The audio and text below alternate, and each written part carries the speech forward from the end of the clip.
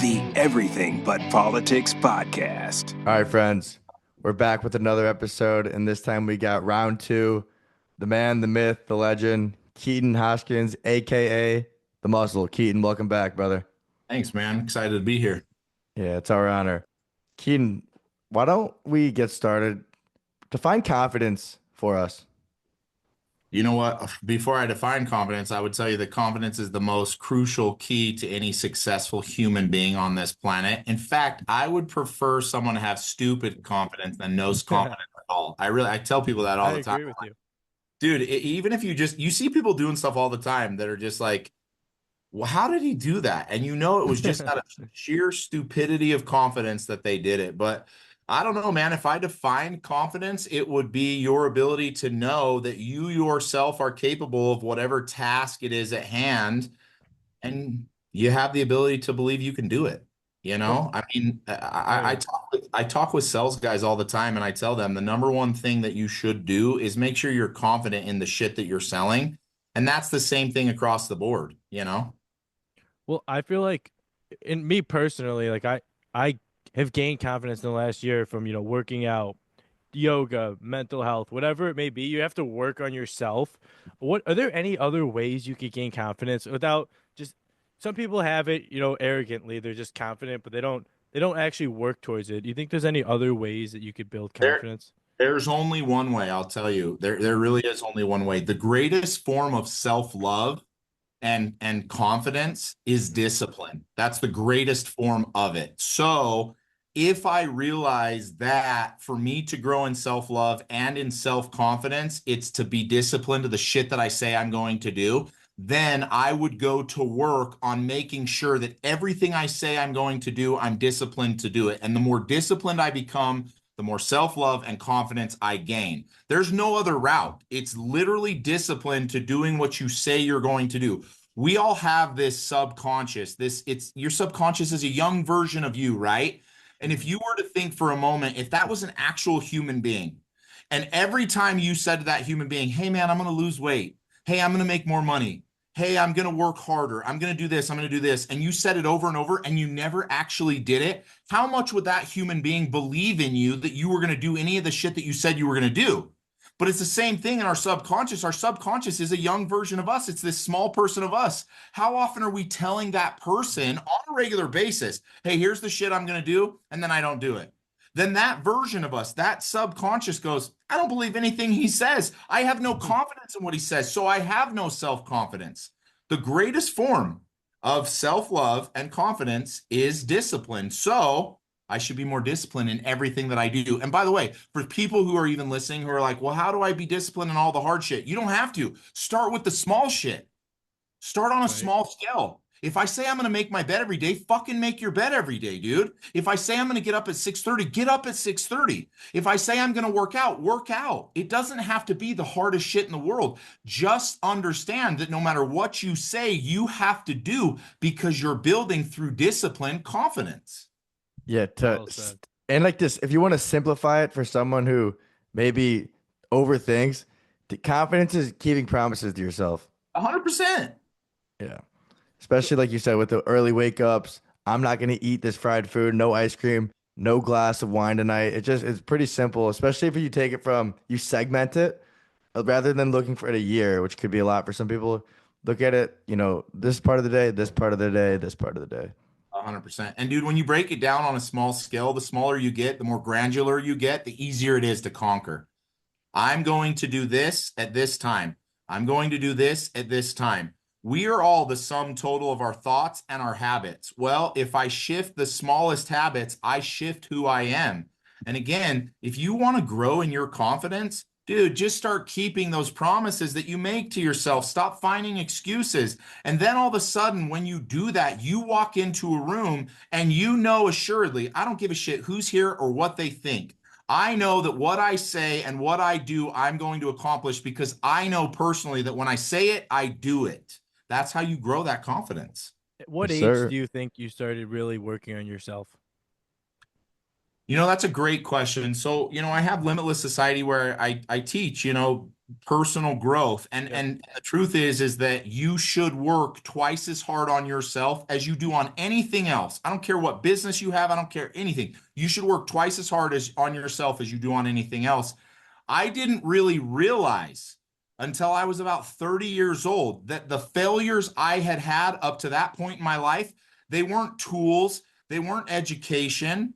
It was personal progression. It was personal development. And dude, it took me 15 businesses and a failed marriage and 10 years of doing this shit to find out, like, by the time I got to 30, I was like, dude, you know what? I looked in the mirror and I was like, you're the fucking problem. You're also the solution. So I should go to work on me because I'm the solution. And how long do you think that developed? Where was it a year? Was it 2 years? Where you really? It's consistently developing. I Yeah. will never tell anybody that I'm done personally developing. I make tons of money. I have tons of success. I have a beautiful marriage. I have a beautiful family. I have everything I've ever wanted. And I would tell you, I'm not even close to the greatest version of me. And so in that, I savagely chase that. And it's an everyday thing. And by the way, when I'm 90 years old, I'm going to tell you the same shit. I got to do it again and again and again. Totally. At this point in your professional life, you're obviously you train very hard, right? You lift weights, you do everything recovery wise, just to, you're a father, you want to be here for a long time.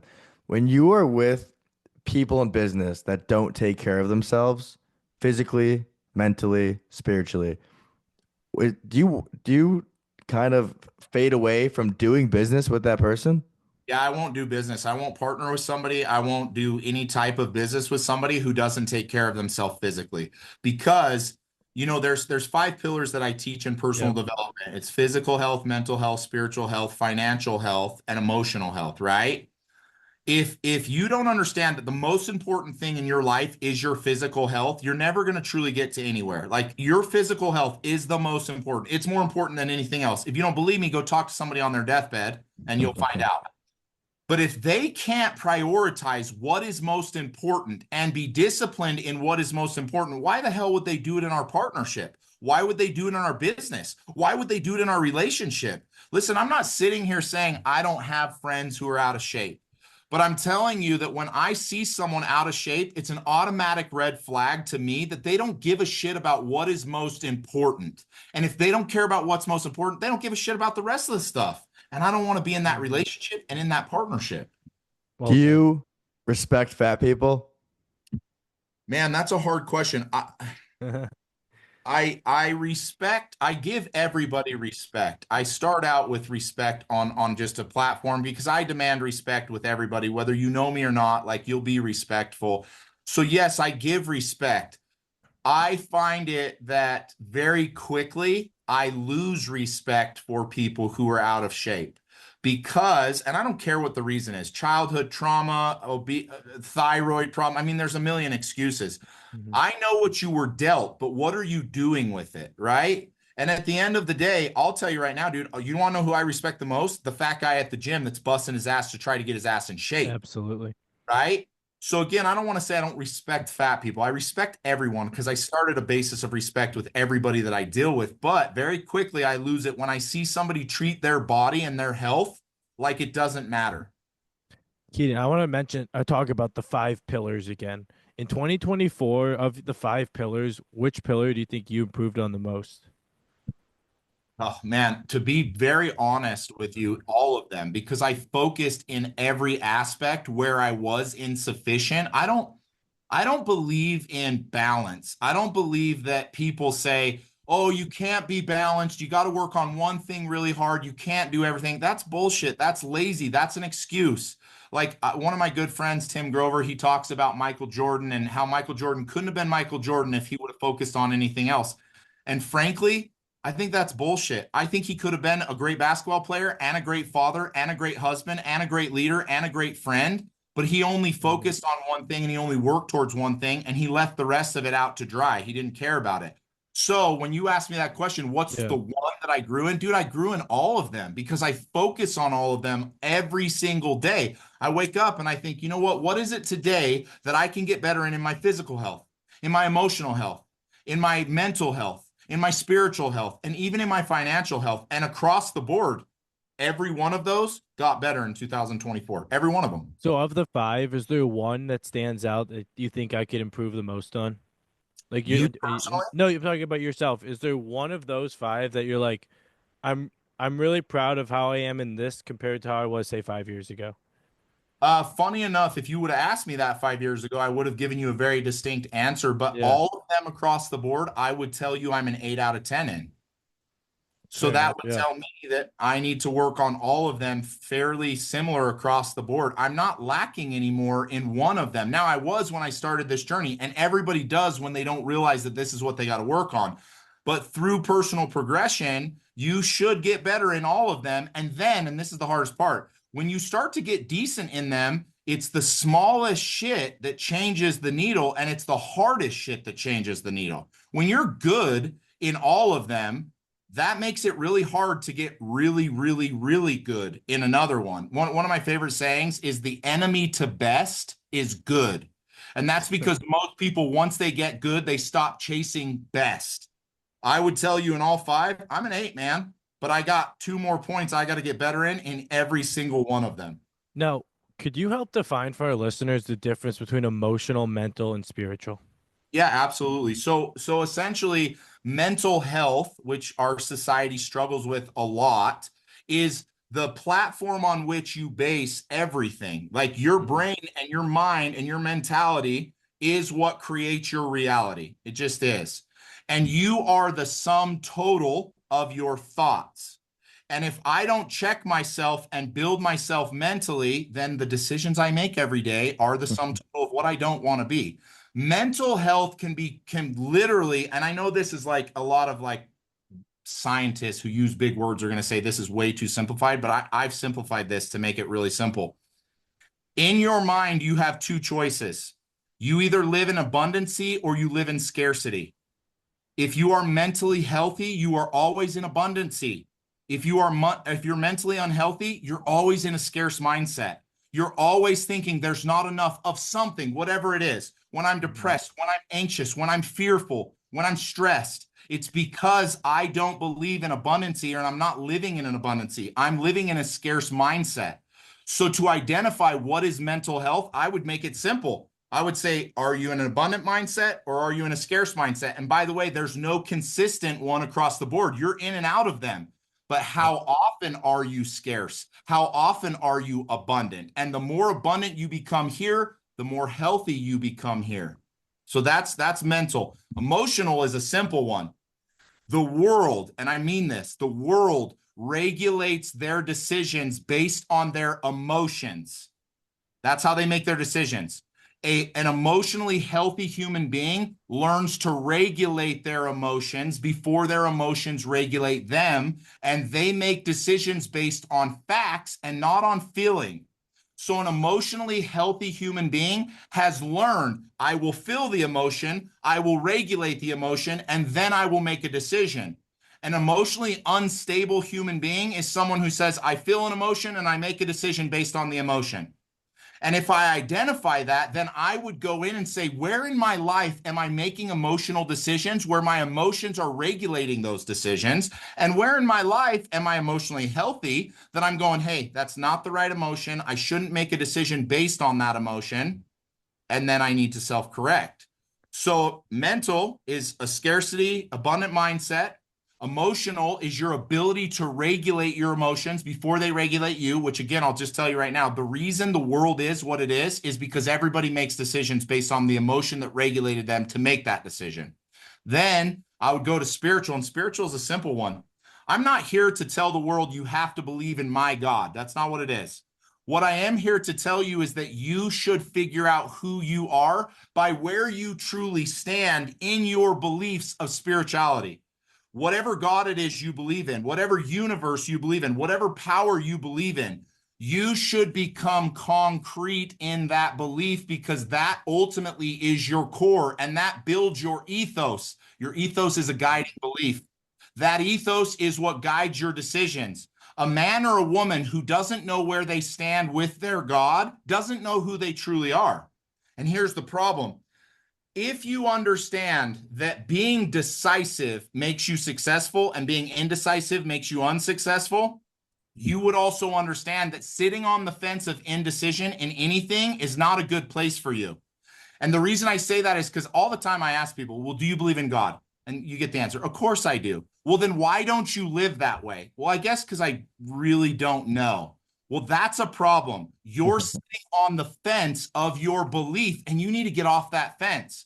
One of my favorite scriptures in the Bible, Christ talks about, he says, I'll take cold and I'll take hot, but I don't want lukewarm. I will spit lukewarm out of my mouth because it's indecisive people. And by the way, most people are indecisive. They don't truly know where they stand with God. They don't know where they stand in their spirituality. And you should take the time to figure it out. I would rather a human being look me in my eyes and say, you know what, dude, I put in the work and I don't believe in God, than I would a human being say, yeah, I believe in God, but I just don't really know. Yeah. So spiritual health is coming to know whatever your belief is and being concrete in it. Now, I'm not saying you can't have an open mind and say, you know what, I'm up for anything. If it comes to me and new information comes, I will change my belief. I'm not saying you don't keep an open mind. What I am saying is what you say you believe, you should be concrete in. Don't be the person that stands there and says, I believe in God, and doesn't show any action that they actually believe in God. And if your ethos is not aligned, your logos, you have no idea where your logos is at. Exactly. And a man without an ethos, that's a dangerous human being. I don't want to be around people like that. Those are the people that do the most unhuman things out there. And they cause the most damage to other people. Completely. Yeah. I mean, it is, that's a good way to put it. And that was a great verse you recited. No lukewarm, either cold or hot. Essentially, like, say it how it fucking is. No, nothing mediocre, no middle of the pack kind of stuff. Yeah. Exciting. Go ahead, Mary. I was just going to say, so at this point in your life, you know, you have a bunch of young children. Evan and I, not parents yet. And I'll tell you this too, Keaton. We grew up in a family of 3 boys. Me, Evan, and Evan's twin brother, Ethan. So boys, so completely different than what your household is like. You talk about confidence at the beginning of the show. How do you instill confidence in your girls in, you know, this crazy, crazy world, to give them the utmost, you know, chance of being great, doing something remarkable with their life, and being happy? You know, this is a really good question, and it's something that I've really worked on trying to teach parents who you know, they ask the same question: how do I instill these principles of confidence and power, you know, all of these things in my children? And I will always say there is a method to it, and I'll talk about the method. But before I talk about the method, it's never going to be what you teach by your word. It will always be what you show by your action. You know, my kids see in me confidence. My kids see in my wife confidence, and that exudes to them through our actions. What we do in confidence teaches them how to be confident, ultimately. One of the worst things you can do as a parent is think that you can teach your way through in word and then completely live separately to what you teach in your word and wonder why your kids are confused. They're like, well, you're telling me I should wear my seatbelt, but you never wear your seatbelt. So this doesn't make any sense to me, right? So when you try to teach your children, understand it's going to be through what you do and how you live. It's not going to be through what you say. Then for the method, and the method is a simple one, and it's hard, by the way. You have to understand that you must love your children enough to allow them to make mistakes and hurt. Most parents hear that and they're like, I don't want my kids to hurt. I don't want my kids to hurt either, but I want my kids to learn, and only through pain and discomfort and failure do they learn. Most parents want to micromanage their kids and they want to make decisions for them. The best thing you could do for your children to teach them confidence, allow them to make their decisions. And then when there are consequences to their decisions, don't step in and take those consequences from them. It will ultimately teach them what they need to learn. I grew up in a household where we made lots of decisions and lots of choices, and we got fucked up and we learned from it. I know as a parent, it's hard to see your children hurt, but the greatest thing you could do is love them enough to step back and let them hurt, because through that pain, they will learn what they need to learn. And through those choices and failures, they will learn what they need to learn and find confidence in what they need to find confidence in. You put a child who's never made any real decision and never made any real or had any real consequences out into the world, they're not going to have any confidence. They're going to be like, I don't know, my dad always did it for me. But you put a child out there who's already done everything up to that point in their life, made decisions, had consequences, had failures. They're just going into the world to do what they've been doing that you taught them in your household. And most parents aren't willing to do this. They want to micromanage the shit out of their kids and get them to go, oh, I know you made that choice and I know that this is a bad consequence, but I'm going to step in. Don't do that. The greatest method you could ever learn to teach your children anything, not just confidence, is allow them to make the decisions and allow the consequence to follow through to teach them what they need to learn. And it's not easy, man. It's hard to see your children hurt. A few weeks ago, I bought my daughter's a razor, a little UTV razor to ride. Yep. And I told her, I said, listen, you're in charge here. You're the one that you drive it. Like, you do your thing. If you get in an accident, like, you need to be wearing a helmet. You need to wear your seatbelt. You need to do all that stuff. And about a few weeks ago, I was in my office and my daughter called me. She said, Dad, hurry down the hill. I got in an accident. I need you to come down here. So I drive down the mountain and she was doing donuts in the razor, and she flipped it upside down and she put her hand out to catch herself. And ultimately she broke her hand. Move. Well, my thought immediately was, let me get it. Let me flip it over. Let me take it back. Let's take you to the hospital. Like, let's take care of everything. But I didn't. I stopped in that moment and I said, okay, what does she need to learn? I said, all right, sweetheart, what are we going to do here? And she said, well, I don't know. And I said, well, you tell me what we have to do. And as we're sitting there, no joke, she passes out. She passes out because she's like in such shock. And I knew she passed out. I knew it wasn't a concussion. So I kind of got her back too. And I said, all right, sweetheart, what are we going to do? You're going to get back in that razor. You're going to flip it over and you're going to drive it back to the house. And then we need to go to the hospital and we need to have your hand checked out. And she was like, Dad, I don't want to. I don't want to get back in. I don't want to. And I said, well, I'm not driving it back up. So you're either going to have to walk back or you're going to have to get in and drive it. It wasn't comfortable. It wasn't enjoyable. It was a consequence to a decision that she had made. And it would have been just as easy for me to go, you know what, I'll handle it all. Jump in the truck. Let me flip it over. Let me drive it back. But I didn't do that because I knew she needed that moment to learn. And it was harsh. She was in pain. Her hand was broke. Like, I think some parents are like, wait, you made her drive back with a broken hand? Like, they think that's hard. Yeah, I did. Because she needed to learn that she was responsible. And she needed to be responsible enough to know, like, dude, if I'm not here, what are you going to do? So I made her drive back. We went to the hospital, found out her hand was broken, which I felt bad for. But again, it was an opportunity for me to instill in her. You made a decision. There was a consequence to your decision, and you need to follow all the way through the consequence. Well, guess what? She's back driving the razor, and she knows I shouldn't be doing donuts on the asphalt because I'm going to roll the machine. Yeah. Simple as that. Look, And you Keaton, know what?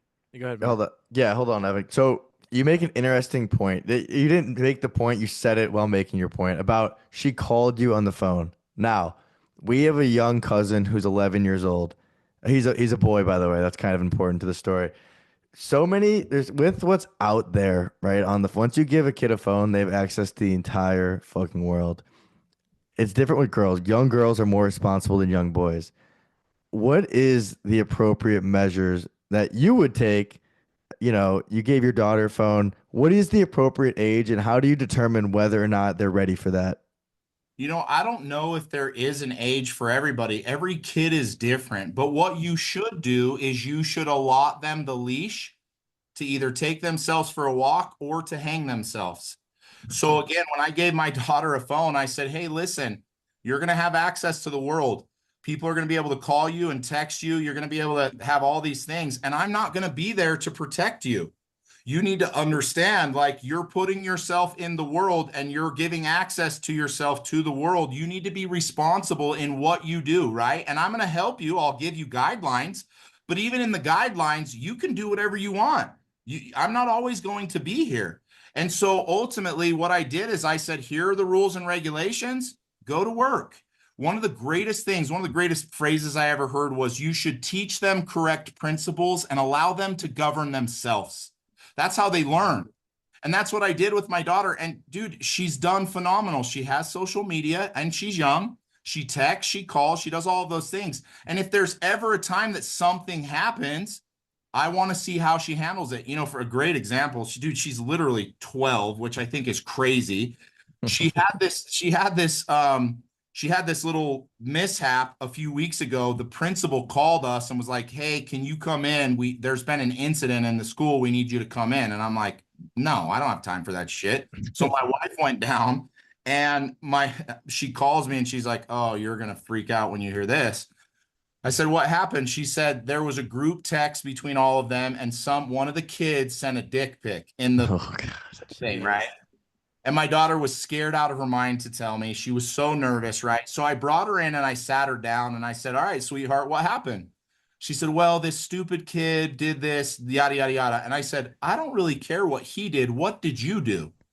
And she said, "Well, Dad, I knew that it was inappropriate. So I immediately called the teacher in the class and said, 'Hey, this is what's going on. And I don't know if this is appropriate.'" And then all the kids in the group chat got called into the principal's office. I don't care what that kid does. I have no control over what that kid does. I only have the ability to influence my daughter to make the right decisions, which she did. So what did I tell her? "Oh, I'm going to take your phone away. I don't want this to happen anymore." That doesn't do anything for her because ultimately she'll be in that position again. So I said, "Sweetheart, you did exactly what you needed to do. You're always going to have people doing things that you don't have control over. You only have control over yourself. I'm not mad at you. You did everything right. I'm not mad at that kid because I don't give a shit about that kid." Make sure you understand that as you get put in these positions, it's what you do in the situation and not what everybody else does. So again, it was a great opportunity. Now I have a second daughter. She's 9. I gave her a phone and she started prank calling people and just doing all kinds of stupid shit. And I said, "You know what? You're not ready for a phone. This is the same age I gave your sister a phone, but you're not ready for a phone because I can tell that you're not mature enough to ultimately be able to handle this." So I took the phone away. To this day, she still doesn't have the phone back. So I wouldn't say that there is an age. It's a case-by-case basis. But what you don't want to do is shield them from making the decisions that they need to make and learn how to deal with those, deal with social media, deal with weird text messages, deal with people calling, and teach her how to become her own person and making those decisions. And that's ultimately how we do everything. But that's what I did with Yeah. God forbid something like that did happen again. Would you want her to take the same route as, calling the teacher, letting her know, or would you rather her just leave the group chat and that's the end of it? No, I love that she identified it to the teacher. The problem is this. There really could have become something much worse. Let's say she did leave that conversation and that kid continued to do it, and no one in that group was a leader enough to take the stance and go, "This is unacceptable." Mm-hmm. It's funny. I talk to a lot of people, very well-to-do people, very close friends of mine, and a lot of them have their kids in private schools or they homeschool them. And they're like, "Oh, there's so much bullshit out there. There's so many bad things out there. We don't want our kids to be a part of it." And you know what I think? I want my children to learn how to be leaders. I want them to be a part of it. I want them to make the best decisions. I want them to be leaders in a world of followers. So, dude, again, I don't want my daughter to lead the conversation. I want her to stand up for what is right and be the only leader in that group that ultimately did what she was supposed to do, which was identify. That kid needed to be scolded. He needed to have his parents find out. He needed to have that was a stupid decision. We've all been young kids. We do stupid shit. But because my daughter stood up in a moment that no one else would, she otherwise wouldn't have done that. If I would have said, "Hey, just leave the conversation." No, the world needs leaders, and I want you to be a leader. That's why I'm putting you here. That's why I don't homeschool you. Why I don't have you in a private school. I want you in the world. I want you to understand it. I don't want you to be in it. I want you to be above it. And the only way I could do that is by placing you there and allowing you to govern yourself. Well, Great Keaton, answer. based on what we've been talking about the last 10 minutes and just looking through your social media, it's obviously known that you're a great father. How do we instill more people to be great fathers? What does it take to become a great father? I have asked this question 100 times. How do I inspire and instill, and how do I teach, and how do I motivate, and how do I change? Mhm. And dude, there's only one answer, and it's kind of a bleak answer. You can't change Yeah. the world. You can only change you. And in your example, you can become that example to other human beings. I could set out a discourse on how to become a better father, and who knows what that's going to do. Or I could be a better father and show the world the joy, peace, and happiness that comes from being a better father, and hopefully inspire them in that. So for me, I'm not here to change the world, man. I'm here to change me and then show the world the greater version of who I've become and hopefully inspire other people to do the same thing. That's why my social media is what it is. I just kind of show the highlights of my wonderful life. I'm not out hard pitching people on coming and you should be a part of my mentor program. You should listen to me. Let me teach you. I think there's a purpose and a place for that. But the way I have the greatest reach is by being the greatest example, by being the greatest father, by being the greatest leader, and inspiring other people by seeing that to do that. And how has your parenting method changed from your oldest to now your youngest? I would say the number one thing that's changed is patience. I've learned to be much more patient. I truly believe that God gave me girls to teach me patience. I have 5 daughters, so there's got to be something there. My parenting method, I don't necessarily think has changed. I always wanted my kids to learn. I always wanted them to hurt, as tough as that is, because I wanted them to grow into who they want to be. But I've always been very impatient in the beginning years. I was always impatient. I had high expectations and I didn't deal with bullshit very well. I didn't deal with screaming and yelling. In the years of being a father of 5 children, I have learned that it is really crucial to become patient, which, by the way, that's an emotional health thing.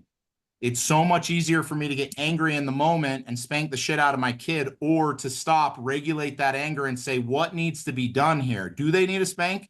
Do they need timeout? Let me make that decision without the emotion. And as I've gotten more healthy emotionally, I've gotten better as a parent. But again, I would say it goes back to I've learned to be more patient with my children because, dude, it's so funny. We look at kids and we don't realize, like, dude, this is their first time.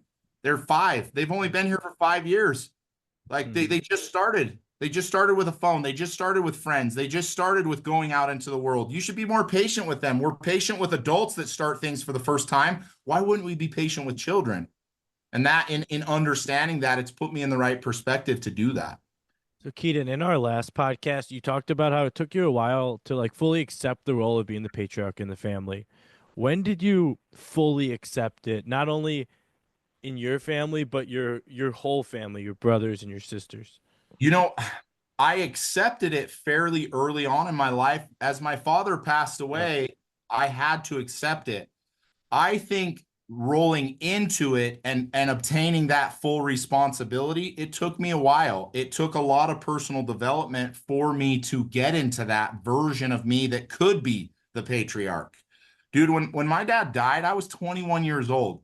I promised him I would take care of my siblings, my mom. I promised him all kinds of crazy shit, and I took that mantle from him, but I was not adequately prepared to do that. But through personal development, I have become that person that can be the patriarch, that is the leader, that takes care of my family, which I continually do every single day. I still, to this day, I take care of my mom financially. Any of my siblings, if they ever needed anything, I would take care of it. Any way that I can step into that role, I do now, and I easily can fulfill because of the work I've put into myself in personal progress to get there. Well, in growing up, your father passing away at a young age, who were some mentors older than you that you looked up to and kind of used as a blueprint? You know, the reason that I mentor now and the reason I'm so adamant about getting a mentor is because I didn't have one.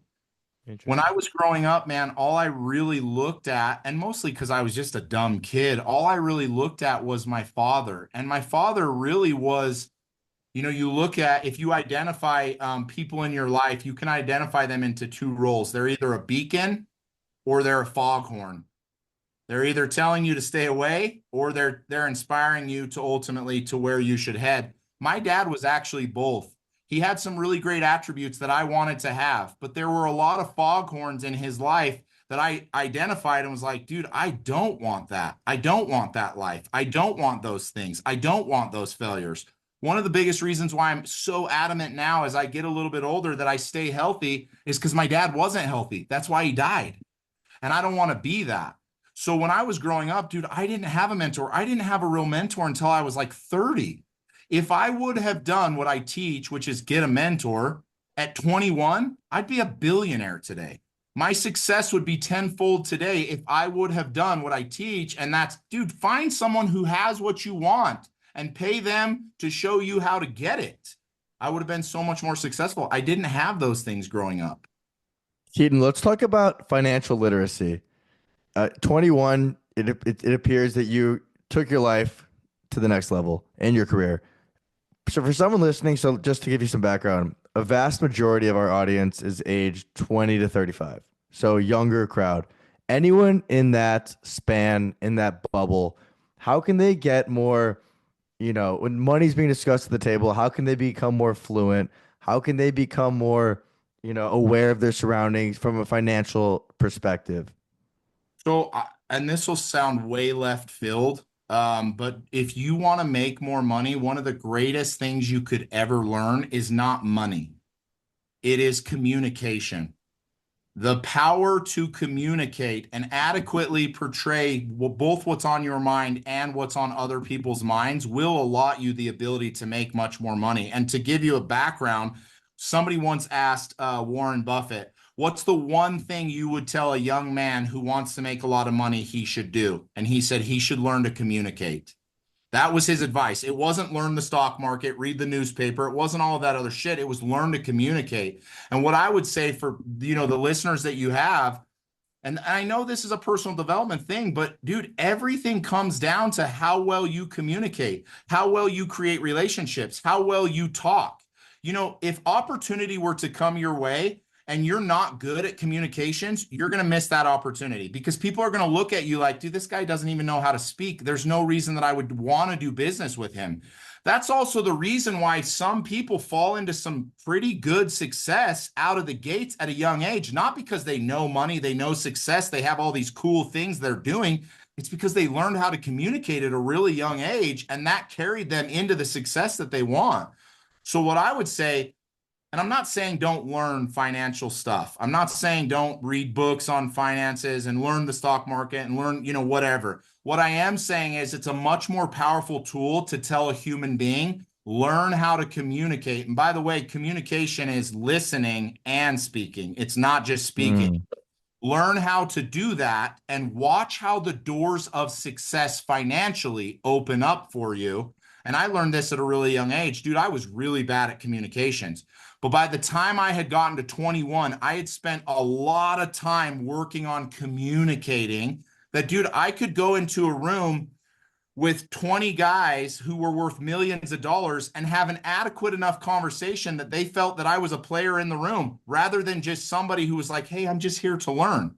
And that opened up doors for me. One of my first businesses, I bought a $4 million building and gym from a guy, or I should say I partnered with him, from a guy who was 60, worth $60 million. The only reason that was possible because when we sat down, we communicated on such a great level that he was like, man, I fuck with you. I like you. I think you can take this business somewhere. And without that communication, I could have had all the knowledge in the world of how to make money. It wouldn't have done shit. There's tools in the world. The tools never change. But who you are to use those tools is the predicating factor on whether you're successful or not. There's no secrets. It's all the same shit. You can get on YouTube. You can look shit up. Here's the tools to become successful. But who you are to use those tools is ultimately the dictating factor as to whether you're successful with using them or not. I can literally take two people, give them the same information and education. One of them will be successful, the other will not. And it's because the human being that he is more adequate than the other. That's it. It's not the tools. And that's what I would say pertaining to, essentially when you talk about how literate should I be in finances, dude, I'll be honest. I don't even know if I'm very literate in finances, but I make a shit ton of money. And it's because I have learned the art of communication. And there's other attributes, but that's at the top of my list. Awesome. Speaking of, the art of communication and networking, which you've been very outspoken about, let's talk about 2025 Limitless Arena. What can we hear about that? Any exciting things in the pipeline here as it's not that far away? Yeah, I'm in the process of trying to figure out when I'm going to do it. It's most likely going to be in August. And I'm planning on having Trump come and speak, which I think will be really dope. I'm going to have 3 or 4 powerhouse speakers. And as soon as I kind of solidify plans with Trump, that's kind of the ultimate, ace in the hole. I'll be able to have an idea. But my whole purpose here is, dude, I want to fill an arena of 12,000 people, and I want to teach them the principles, the habits, the mindset from people who have done it, what they need to do. And dude, I want to do it. I want to do it as big as I possibly can, which again is going to be about 12,000 people. And Keaton, That's I dope, used though. I used to work at Valuetainment under PBD. How much of his Vault conference do you reference when you're putting your event together? You're talking about Patrick Bet David's Vault Conference? Yes. Nothing. I don't, dude, it's funny. He actually reached out to me a few days ago. Well, he reached out to my team, but dude, I don't know him that well. I don't follow him all that much. I think he's a great dude, but I don't know very much about him. I actually just found out when I spoke with him and his team that valued entertainment or valuetainment is his thing. I didn't even know that was his thing. So I don't use very much of his stuff at all. What about 10X? Same thing. I'm not a huge fan of Grant Cardone. I don't want the life that he has, so I don't really listen to the things that he says. I think he's accomplished some great, awesome stuff. I think he's phenomenal at making money, but I also spend a lot of time in this industry with people that always give me the same report on him, and that's he's not the greatest person in the world to do business with because all he's going to do is upsell you and upsell you and upsell you. And so again, it's not somebody that I've really spent a lot of time researching, spending time with. What I've identified in my life is I find people who have the life that I want, and I want to do shit with them, right? And if I do stuff and they're not the person that I thought they were, then I don't do stuff with them. It's kind of simple. But again, Patrick Bet David, I've spoken at an event with him. That's about all I've done. And then Grant Cardone wanted to speak at Limitless Arena. I'm not a huge fan of him, so that was a no. But outside of that, I don't know those two guys very well at all. Yeah, that's fair. So I'm in Florida, so those are kind of like the two guys here in South Florida. But I think this August, September, whenever you host, Evan and I are going to make a very conscious effort. What, Salt Lake City again? Yes, sir. Yeah. Yeah, we Was would that going to love to be go. where the Jazz play? Yes. Yeah, it'll be the Delta Center. So the last one I did, it only held about 9,000, and I think we had 8,000 show up. But again, if I can get Trump, I'm going to fill that bitch with 12,000 Oh people. yeah, easy. I need the biggest arena that we have. Which You might need to go to BYU football stadium. dude, and all ultimately, like talking about my goals, that's where I'm going to be. I'm going to be Yeah. filling football stadiums with the kind of stuff that I'm doing. That's what I want to do. That's how I'm going to impact the world. 40, 50,000 people in an arena. And that's on the target of where I want to be. And Keaton, don't take this the wrong way, but you've built a brand that's bigger than yourself. Limitless Arena, Limitless Society are bigger than Keaton Hoskins. Absolutely. And dude, that was my purpose. I want it to be bigger than me because I want it to ultimately go on much longer than me. And that brand should be, hey, you should work harder on yourself than you do on anything else. You should build the greatest version of yourself. You should go after that. And dude, I hope after I die that that's what people continue to chase. That's what I want to teach the world. Gotcha. Totally awesome. Keaton, last question before we wrap this up. What is one thing everyone needs to have in their portfolio? What do you mean by that? Like, As an asset, what asset does every investor need to have in their portfolio? great question. So in Limitless Society, I actually have a program that's called the Entrepreneur Blueprint Program.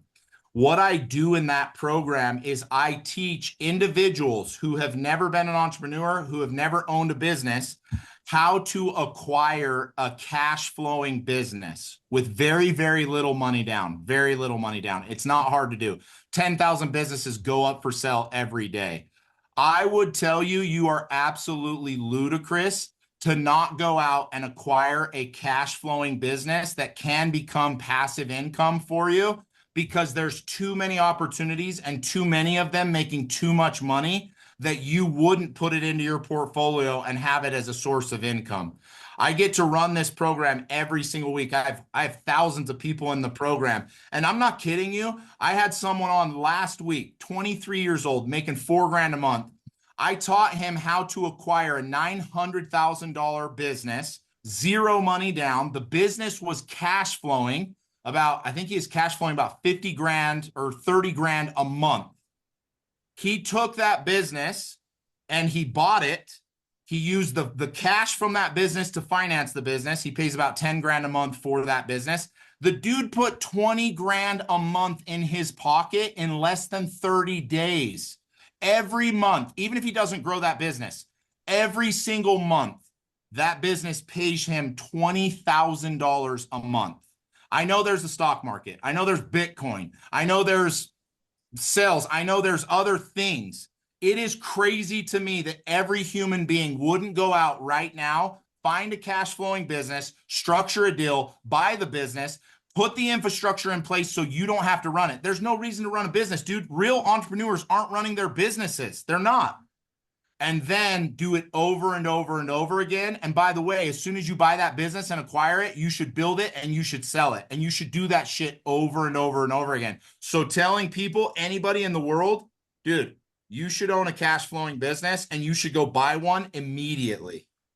Awesome. Well, Keaton, thanks for laying out the blueprint once again.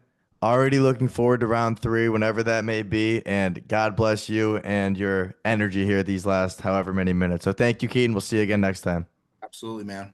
Appreciate you.